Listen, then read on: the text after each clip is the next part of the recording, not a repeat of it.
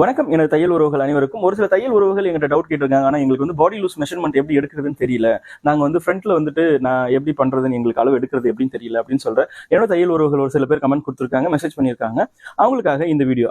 எப்படி நம்ம பாடி loose connect பண்றது அப்படின்னு சொல்லும்போது ஒரு சில டவுட் கேட்கறாங்க. ஆனா நாங்க வந்துட்டு சென்டர்ல வந்துட்டு இந்த எங்களோட ஜஸ்டோட அளவீடுகள்ல நாங்க வந்து மார்க்கிங் அதுதான் பாடி லூஸ் எடுக்கணுமா அப்படின்னு கேட்கறாங்க. இது முற்றிலும் தவறு. இந்த மாதிரி நீங்க பாடி லூஸ் கனெக்ட் பண்ணக்கூடாது. எப்படி கனெக்ட் பண்ணணும் அப்படின்னு நம்ம பார்த்தோம்னா, நம்மளோட கையோட அடிப்பகுதி இருக்கு இல்லைங்களா, மக்கள் அந்த மாதிரி கையோட அடிப்பகுதி இருக்கீங்களா, அந்த அந்த கையோட அடிப்பகுதிக்குள்ள நம்ம டேப் விட்டு எடுத்துக்கிடணும்.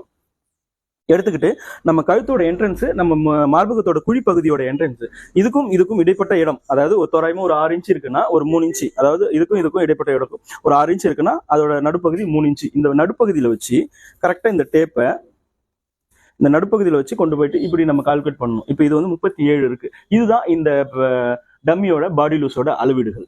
நீங்க வந்துட்டு இதுதான் நம்மளோட பாடி லூஸ் அளவு, இதை நம்ம இப்படி பண்ணாதான் இந்த நம்மளோட ஃப்ரண்ட் கப் ஷேப்போட அளவீடு எடுத்தாதான் நம்ம வந்துட்டு நமக்கு வந்து பிளவுஸ் ஃபிட்டிங் கரெக்டா இருக்கும் அப்படின்னு நினைச்சு இதுதான் பாடி லூஸ் நீங்க கனெக்ட் பண்ணவே கூடாது.